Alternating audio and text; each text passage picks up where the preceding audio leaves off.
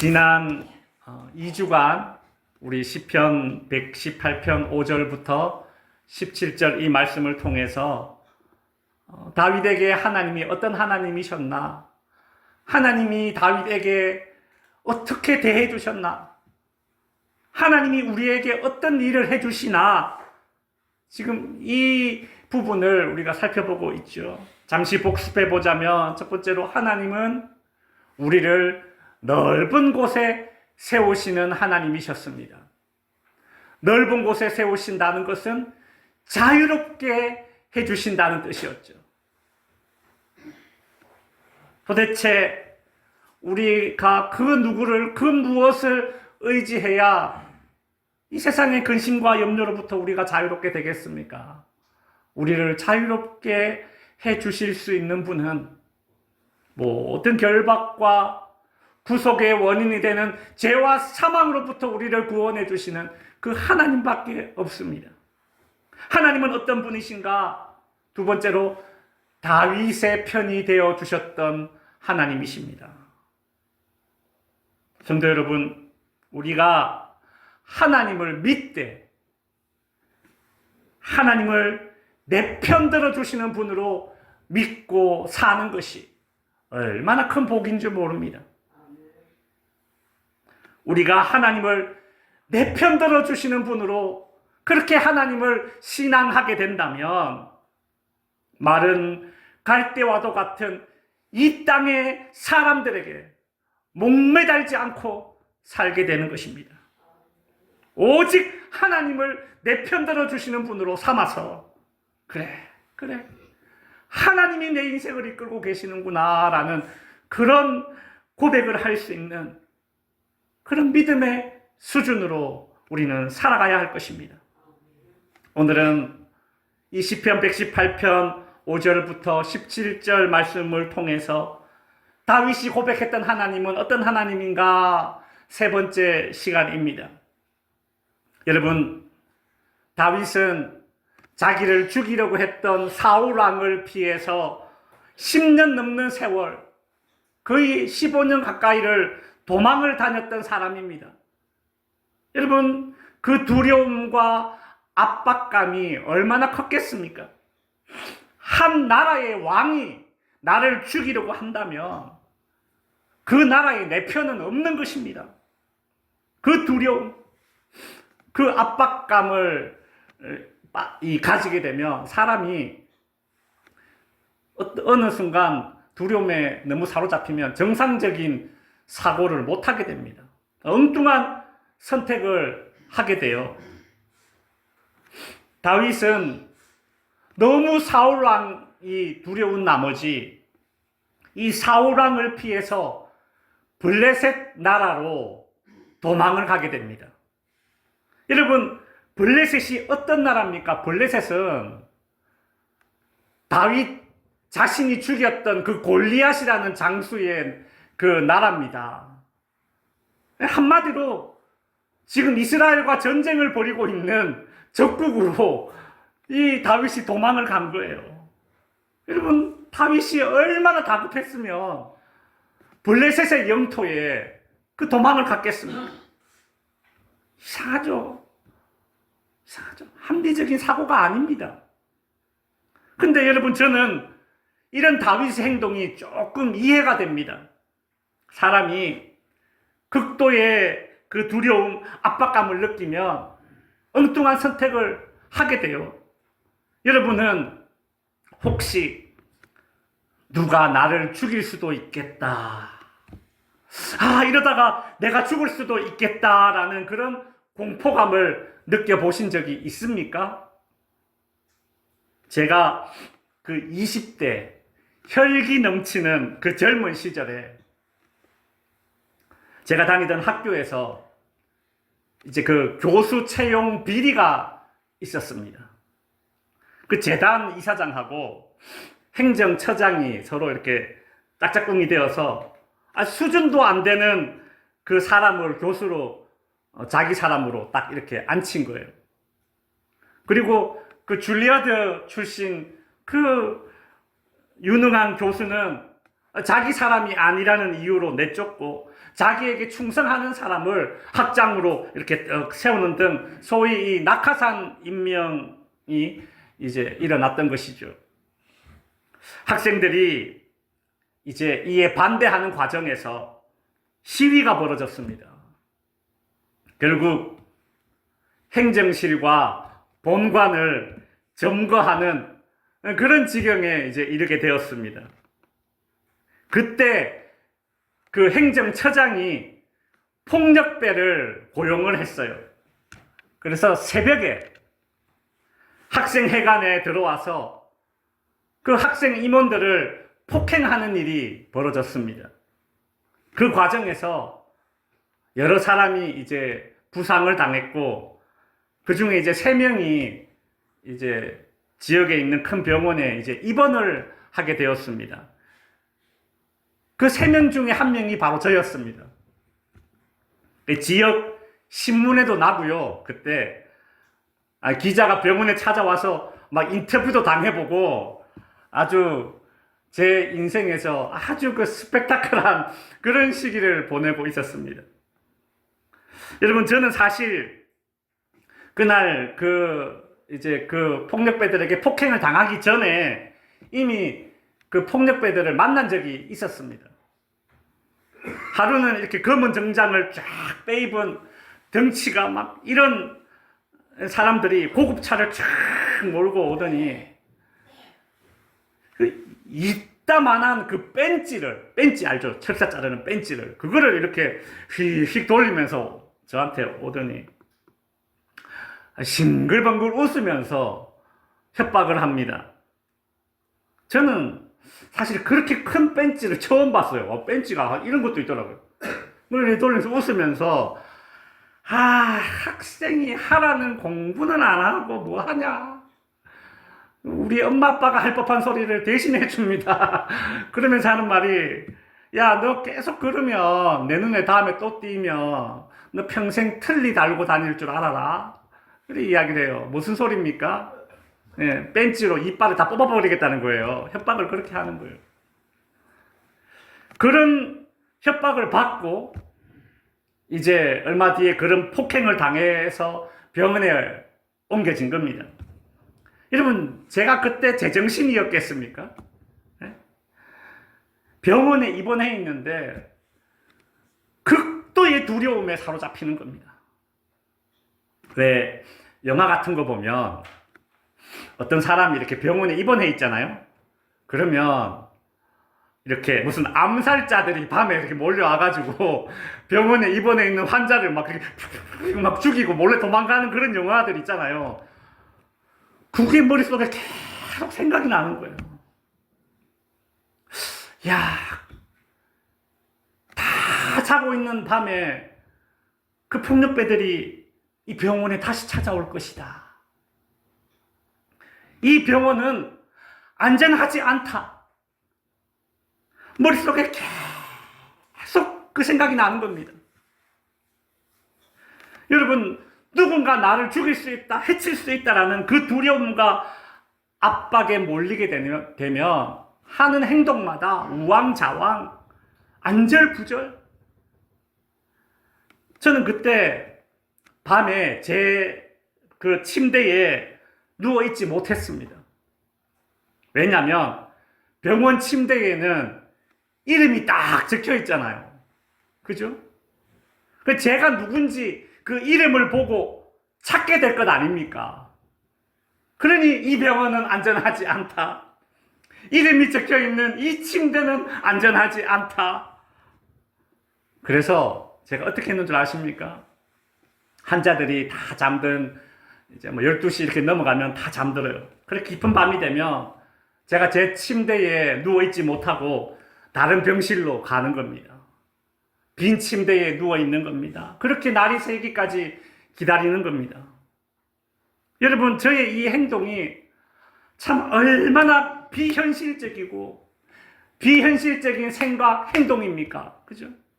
근데요, 이게 사람이 극도의 두려움에 몰리고 압박감에 몰리면 하게 되는 행동이에요. 저는 다윗이 사울왕 때문에 도망 다니다가 블레셋이라는 나라로 피하게 된 이 말도 안 되는 행동이 그래서 이해가 되어져요. 이해가 되어져요. 그럴 수 있겠다. 다윗이 블레셋으로 왔다라는 그 소식을 블레셋의 왕이 듣습니다.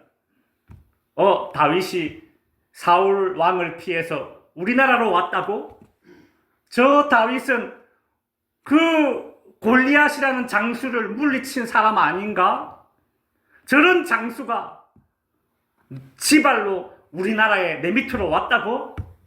야, 지금 내가 조금만 잘해주면 다윗은 나에게 충성할 것이다. 블레셋 왕은 속으로 이런 생각이 들었겠죠. 근데 며칠 뒤에 이 블레셋 왕의 신하들이 이제 우르르 왕 앞에 몰려왔습니다. 왕이요, 저 사람 다윗은 우리의 장수 골리앗을 죽인 사람입니다. 저 사람 다윗은 유대인의 핏줄이 흐르는 사람입니다. 아무리 잘해준다고 해도 언제든 우리를 배신할 수 있습니다. 다윗은 전투에도 능하고 용맹하고 지혜로운 사람이에요. 저 다윗이 살아있다면 훗날 이스라엘의 왕이 된다면 우리 블레셋을 위협하는 왕이 될 것입니다. 그러니 살려두어서는 안 됩니다. 화근의 싹은 미리 잘라야 합니다. 그 말을 이렇게 듣고 있던 블레셋 왕은 그 말이 옳네. 그 말이 옳아. 다윗이 블레셋 왕의 눈치를 이렇게 보니까 이 블레셋 왕이 눈빛이 달라졌습니다. 다윗은 본능적으로 여기도 안전하지 않구나 느꼈어요. 근데 무작정 도망치면 들킬 것 같아요. 그래서 다윗이 어떻게 했는 줄 아십니까? 사무엘상 21장 13절에 보면 다윗이 그들 앞에서 미친 채 하고 대문짝에 그적거리며 침을 수염에 흘리매. 여러분, 이게 무슨 행동입니까? 다윗이 블레셋 왕과 신하들 앞에서 미친 척을 한 것입니다. 왜요? 자신을 경계하고 있는 이 블레셋 왕과 신하들을 안심시키기 위해서. 이런 거예요. 여러분, 저는 여러분이 염려할 만큼, 여러분이 긴장할 만큼 그런 위협이 될 만한 존재가 아닙니다. 지금 그 인상을 심어주려고 일부러 미친 척 하면서 침을 질질 흘리고 있습니다. 여러분, 다윗이 이렇게 미친 척 하면서 속으로 현타가 왔겠죠. 그죠? 내가 지금 뭐 하는 짓인가? 자기 자신에 대한 그런 회의감이 들지 않겠습니까? 멀쩡한데 미친 척 하면서 이렇게 살아야 되나? 그죠? 현타가 왔을 거예요. 회의감이 들 법합니다. 다윗의 이런 미친 척하는 이런 행동을 보고서 블레셋 왕과 신하들은 이제 속습니다. 저 봐라. 저 다윗 저거 미쳤구나. 아이고, 아무런 쓸모도 없겠다. 우리가 괜히 저놈 저거 받아들여봤자 쓸모없네. 야, 우리나라에서 내쫓아라. 여러분, 다윗은 미친 척을 하고서 블레셋에서 겨우 벗어날 수 있었습니다. 여러분, 다윗은 사울 왕을 피해서 블레셋으로 가면 거기는 안전할 줄 알았습니다. 근데 안전하지 못했습니다. 사울 왕이라는 호랑이를 피해서 쑥 들어간 동굴이 늑대굴이었어요. 어디에도 다윗의 피난처는 없었습니다. 이런 경험을 하고서 미친 척하고 침을 질질 흘리는 그런 짓거리를 하고 나서야 다윗은 깨닫게 됩니다. 그리고 이런 고백을 하게 됩니다. 시편 118편 8절 9절에 보면 여호와께 피하는 것이 사람을 신뢰하는 것보다 낫도다. 여호와께 피하는 것이 고관들을 신뢰하는 것보다 낫도다. 여기서 피한다라는 것은 전적으로 의지한다라는 것입니다. 오직 그것만 바라본다라는 것입니다. 다윗은 자신이 처한 상황에서 내가 피할 수 있는 곳, 내가 전적으로 의지할 수 있는 것, 내가 바라보아야 할 것, 사람이, 방법, 힘, 백, 권력 이런 것들이 아니라 오직 하나님이 나의 피난처가 되시는구나라는 사실을 그제서야 깨닫게 되는 것입니다. 성도 여러분, 여러분이 하나님을 믿을 때에 하나님을 내 인생의 피난처로 여기는 인생을 살게 되기를 바랍니다. 그리고 어떤 상황에서든 나를 지켜주시는 분은 하나님이시구나. 그렇게 믿으시면서 하나님께 피하십시오. 하나님께 피하십시오. 여름철 그 시골의 들길을 이렇게 걷고 있을 때 갑자기 막 억수같이 소나기가 쏟아집니다. 근데 저기 보니까 원두막이 이렇게 하나 있습니다. 오직 그곳만 바라보면서 달려가는 거예요. 원두막이 저기 있으니까 곁눈질 할 필요가 뭐가 있습니까? 저 원두막으로 가면 내가 이 폭우를 피할 수 있겠다. 원두막만 바라보고 뛰는 겁니다. 곁눈질 할 이유가 없습니다. 마찬가지로 하나님이야말로 우리 인생에 폭우가 쏟아질 때에 갈 곳 없는 우리 인생이 피해야 할 피난처, 하나님이 우리의 피난처 원두막 되십니다. 그 하나님만 바라보고 그곳으로만 뛰십시오. 한눈 팔 이유가 없습니다. 이스라엘 백성들은 400년간 종살이를 애굽에서 살아야만 했습니다. 그리고 자유를 얻어서 이제 출애굽하게 되었습니다. 어디로 가야 할지, 어느 길로 가야 할지 정확히 모른 채 걷다 보니까 앞에 홍해가 딱, 홍해라는 큰 바다가 나타났습니다. 근데 그 순간 저기 뒤쪽에서 애굽의 바로 왕이 전차를 이끌고 막 이스라엘 백성들을 추격해 오고 있었습니다. 그 기세가 얼마나 살벌한지 가만히 있으면 저 전차 바퀴에 다 짓밟혀 죽겠구나. 그렇다고 앞으로 가기에는 이 홍해에 다 빠져 죽겠구나. 이 꼼짝없이 죽게 된 지경입니다. 그때의 상황을 출애굽기 14장에 이렇게 기록하고 있습니다. 10절에 보시면 바로 왕이 가까이 올 때에 이스라엘 자손이 어떻게 해요? 두려워하여. 이스라엘은 자신을 죽이려고 다가오는 그 애굽 왕을 보고 극도의 두려움을 느꼈습니다. 앞에 울렁이고 있는 이 홍해 바다를 보면서 두려움을 느끼고 있었습니다. 그때 그 두려움에 빠진 이스라엘 백성들은 이런 행동을 합니다. 11절에 보시면 그들이 모세에게 이르되 애굽에 매장지가 없어서 당신이 우리를 이끌어내어 이 광야에 빠져 죽게 하느냐? 뭡니까? 이스라엘 백성들은 두려움에 빠지게 되자 자신들을 출애굽시켜준 그 모세를 지금 원망하고 있습니다. 그리고 12절에 보시면 우리가 애굽에서 당신에게 이런 말이 이것이 아니냐? 우리를 내버려두라. 우리가 애굽 사람을 섬길 것이라 하지 아니하더냐? 이스라엘 백성들은 모세 말을 듣고 출애굽한 것을 후회하기 시작합니다. 모세 말 듣지 말걸. 그냥 애굽에서 그냥 계속 종살이 살고 있을걸. 괜히 저 모세 따라 나와서 우리가 이 광야에 다 죽게 생겼네. 후회하는 거예요. 자신의 선택을 후회하고 있습니다.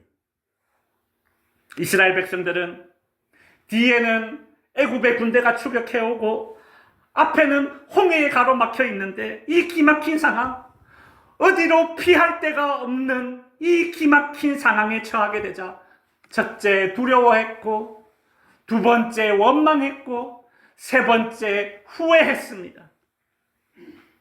인생의 피난처를 얻지 못한 우리 모든 인생들의 모습이 이와 같습니다. 화면 띄워주시죠. 인생의 피난처를 얻지 못했을 때에 나타나는 모습이 이 세 가지입니다. 두렵고요, 원망합니다. 저 사람 때문이야.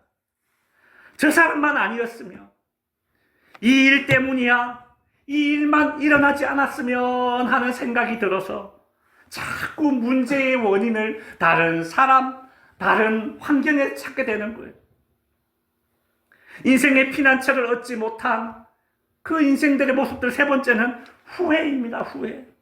내가 그때 왜 그랬을까? 출애굽하지 말았어야 됐는데, 내가 그때 왜 그랬을까? 그렇게 하지 말았어야 됐는데, 자신의 선택을 후회하고 그런 선택을 했던 자기 자신에게 자괴감을 느낍니다. 바로 그때 모세는 이스라엘 백성들에게 이렇게 말합니다. 13절에 보시면 모세가 백성에게 이르되 너희는 두려워하지 말고 가만히 서서 여호와께서 오늘 너희를 위하여 행하시는 구원을 보라, 이리 말합니다. 뒤에는 애굽의 군대가 쳐들어오고 앞에는 홍해가 가로막고 있어서 피할 곳이 없는 그 상황에서 모세는 이스라엘 백성들에게 두려워하지 마, 안절부절하지 마, 우왕좌왕하지 마, 다른 사람 원망하거나 자신에게 후회하지 마, 하나님께 피하면 돼. 하나님께 피하면 돼. 하나님이 우리의 피난처가 되신다고 이스라엘 백성들에게 알려주고 있습니다. 이스라엘 백성들이 피할 곳이 없을 때, 여러분, 하나님은 진짜로 이스라엘 백성들의 피난처가 되어 주셨습니다. 그 울렁이는 홍해 바다를 쫙 배를 갈라버렸습니다. 저는 그런 상상을 해봐요. 홍해가 갈라졌다. 배가 쫙 갈라진 거 아닙니까? 생선 배 갈라진 쫙 갈라진, 그 무서운 홍해 바다가 배가 쫙 갈라진 겁니다. 죽었어요. 그냥 하나님이 그냥 해치워 버리신 거예요. 그리고 그 홍해를 마른 바닥 걷듯이 걷게 하셨습니다. 그리고 또 다른 두려움이 있었죠. 바로 애굽의 군대. 그 무서운 애굽 군대가 그 홍해 바다에 다 빠져 수장되어 버렸습니다. 여러분, 하나님은 이스라엘 백성들이 그렇게 두려워했던 앞길을 막고 있는 그 홍해의 배를 가르고, 이스라엘 백성들을 그렇게 두려워했던 뒤에서 달려오는 애굽의 군사들을 홍해에 다 수장시켜 버렸습니다. 이스라엘 백성들이 가장 두려워했던 두 가지, 자기들끼리 그냥 다 해결된 거예요. 알아서 다 사라져버린 것입니다. 여러분, 하나님을 피난처로 삼으면 더 이상 내가 두려워했던 것들은 두려움의 대상이 되지 않습니다. 아무것도 아니라는 것을 깨닫게 됩니다. 하나님을 여러분의 인생의 피난처로 삼으십시오. 말씀을 마칩니다. 이 모든 것을 경험한 이 이스라엘 백성들은 그날의 사건을 잊을 수가 없습니다. 홍해가 배가 갈라지고 이스라엘 백성들이 홍해에 빠져 죽는, 그렇게까지 구원해 주신 그 하나님, 우리의 피난처 되신 하나님, 하나님께 피해야 산다, 이 사실을 잊지 않기 위해서 이스라엘 백성들은 노래를 불렀습니다. 예배 시간마다 성전에 모여서 예배 드릴 때마다 찬양대가 이 사건을 노래를 부르는 것이죠. 그게 바로 시편 46편입니다. 시편 46편에 보시면 하나님은 우리의 피난처시요 힘이시니 환난 중에 만날 큰 도움이시라. 10절 이르시기를 너희는 가만히 있어 내가 하나님됨을 알지어다. 내가 문나라 중에서 높임을 받으리라. 아멘. 우리 이스라엘 백성들이 예배 시간마다 이 찬양을 불렀듯이 저와 여러분도 이 찬양을 한번 불렀으면 좋겠습니다.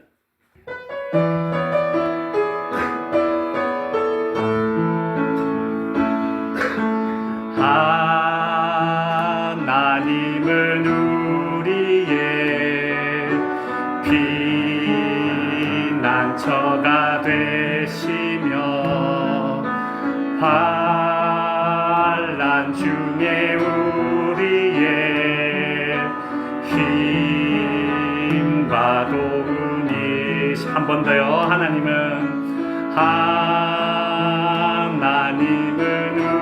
우리의 피난처가 되시며 환난 중에 우리의 힘과 도움이시라.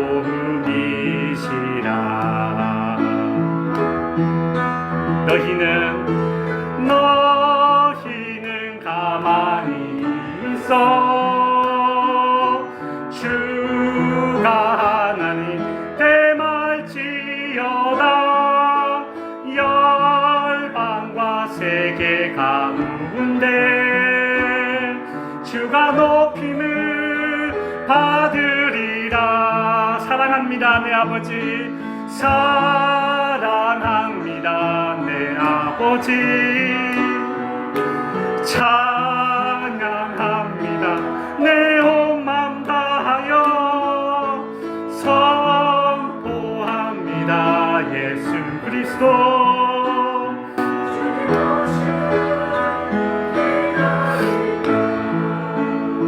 아멘. 여러분 인생에 피난처를 찾지 못했습니까? 하나님께로 피하십시오. 하나님을 피난처로 삼으시기 바랍니다. 여러분, 저는 그 병원에서 어디든 안전하지 못해 그렇게 두려워 떨었지만, 그래, 하나님이 나를 지켜주실 거야. 내가 하나님께 피하게 되니까, 하나님만 전적으로 의지하고 하나님만 바라보니까 정말 순식간에 저의 두려움이 사라져 버렸습니다. 저의 태도가 달라지게 되었습니다. 하나님을 우리의 인생의 피난처로 삼게 되면 우왕좌왕 안절부절하지 않아도 됩니다. 뭐 다른 사람, 뭐 내 주변 환경 원망하지 않아도 됩니다. 후회하지 않아도 됩니다. 하나님을 내 인생의 피난처로 삼으면 그냥 가만히 있어도 됩니다. 오직 하나님만을 우리 인생의 피난처로 삼는 저와 여러분이 될 수 있기를 바랍니다. 기도하겠습니다. 하나님 아버지, 우리는 다윗의 그 인생이 녹아있는 이 시편 118편의 시편을 통해서 하나님이 우리에게 어떤 일을 해주시는가, 그 하나님의 사랑과 은혜의 깊이와 넓이를 새삼 깨닫게 됩니다. 하나님 아버지, 오늘 다윗의 고백을 통해서 우리가 깨닫게 된 것은 하나님을 내 인생의 피난처로 삼게 되었을 때에 내가 두려워하는 그것은 더 이상 나의 두려움의 대상이 되지 않는다는 것입니다. 하나님을 나의 피난처로 삼게 되었을 때에 우왕좌왕 안절부절하지 않아도 되고, 하나님을 내 인생의 피난처로 삼게 되었을 때에 원망도 후회도 하지 않게 될 것이고, 하나님을 내 인생의 피난처로 삼게 되었을 때에는 우리는 그저 가만히 있어도 될 것이다 라는 이 하나님의 음성을 우리 가슴 깊이 새기는 오늘 이 한 시간 되게 하여 주시고, 우리 모든 득지교회 성도들의 삶의 중심에 새겨지는 말씀이 되게 하여 주시옵소서. 예수님의 이름으로 기도드립니다. 아멘.